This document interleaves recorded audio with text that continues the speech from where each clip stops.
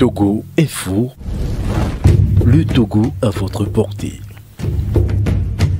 Nous avons lancé officiellement les activités de notre association que nous avons dénommée Observatoire pour la promotion de la santé en Afrique, en abrégé OPS Afrique.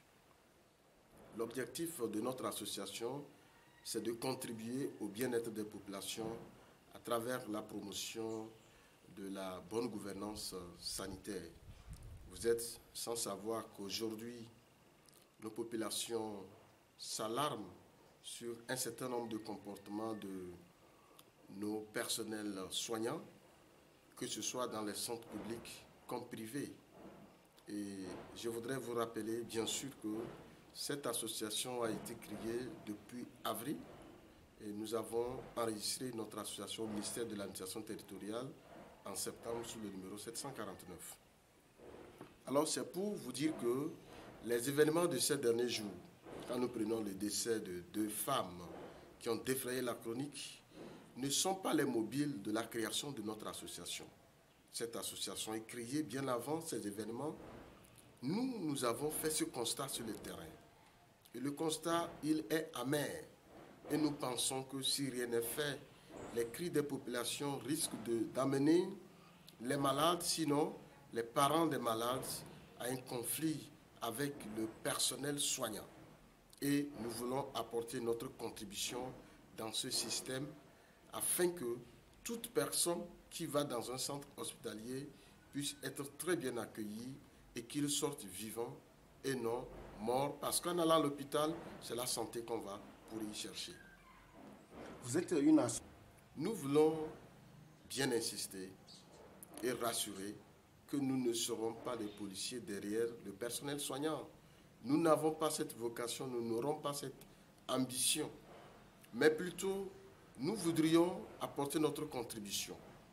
Vous savez, lorsque vous êtes dans un secteur, vous avez des hommes honnêtes et vous avez des brebis galeuses. Dans tout secteur, dans tout service et dans chaque activité, on doit avoir ce type de personnes. Et nous pensons qu'à travers nos actions, certains prendront conscience parce que vous êtes sans savoir que pour être médecin, il faut prêter serment, le serment d'Hippocrate. Nous le lisons tous et nous savons que c'est une consécration de sauver les vies. Il n'y a rien de plus important que la vie humaine. Et lorsque vous avez une vie dans vos mains, c'est le plus sacré des choses que vous avez. Et vous devez vous mettre à l'œuvre pour que cette vie ne se perde pas. Lorsqu'on perd un être cher, on ne le retrouve plus jamais. Donc pour nous, nous ne devrions plus être dans une logique de banalisation de la vie humaine. Nous ne disons pas que tout le personnel soignant le fait. Mais le constat, c'est ce que nous voyons sur le terrain. D'abord, on commence par l'accueil, par les soins, la courtoisie, même manque chez certains agents de santé. On arrive parfois à traumatiser les parents des malades qui ne se retrouvent même plus, qui ne savent plus par où passer pour acheter les produits pour leurs malades.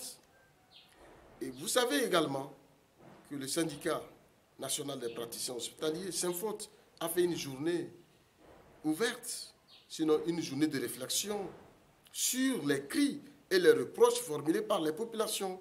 Ce que le Synfote est conscient que certains agents de santé abusent.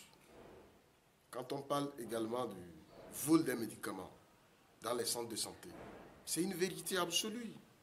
Et nous pensons qu'en sensibilisant, en amenant les gens à plus de responsabilités, nous allons essayer de changer un certain nombre de pratiques dans les centres hospitaliers, publics et privés. Donc, nous ne sommes pas des gendarmes. Mais c'est vrai que hier, dans notre conférence de presse, nous avons été clairs que désormais, toute faute qui cause un dommage ou une conséquence fâcheuse ou mortelle sera poursuivie. Une enquête doit être ouverte. Lorsqu'un citoyen se voit lésé, lorsqu'un citoyen se voit stigmatisé, lorsqu'un malade voit ses droits violés dans un centre de santé, qu'il soit public ou privé, il a le droit de porter plainte devant des juridictions, ce que nous appelons la responsabilité médicale. Ce n'est pas nous, OPS, qui créons la responsabilité médicale. Elle existait, c'est une loi. Mais généralement en Afrique, elle n'est pas appliquée. Ce qui fait que lorsque vous perdez un être cher et vous êtes conscient que c'est par une faute médicale, vous ne savez plus à quel sein se vouer. Il est temps que la population sache qu'elle a des porte-paroles au PS Afrique qui peut défendre leur cause. Nous insistons et nous rassurons que les médecins ne seront pas une proie pour l'OPS où nous allons nous substituer au personnel soignant en mettant une pression exagérée ou en poursuivant les gens. Nous ne sommes pas sur ce terrain. Je vais préciser quelque chose. Le médecin n'a pas obligation de résultats. C'est-à-dire, c'est Dieu qui soigne. Le médecin est un instrument de Dieu. Il n'a pas obligation de résultats. Mais le médecin a l'obligation de moyens.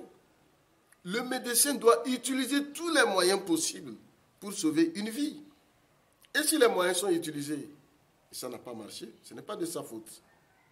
Mais parfois nous constatons que ces moyens élémentaires, même dérisoires qu'ils ont, ils n'utilisent pas. C'est décevant de voir un médecin face à un malade et qui ne s'occupe pas de son portable.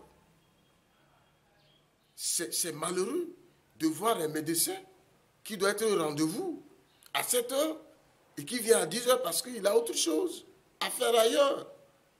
Vous comprenez ce que j'ai dit? Or, la vie humaine, c'est des secondes. Lorsque des secondes passent dans une maladie, c'est la mort qui frappe à la porte. Et nous pensons que tout cet état de choses doit être corrigé dans une symbiose, dans une collaboration parfaite. Et heureusement que Saint-Fort est conscient des cris. Nous ne sommes pas les premiers à le dire. Voilà un peu ce qui nous amène à créer cet observatoire, loin d'être gendarme ni policier derrière les médecins. Monsieur.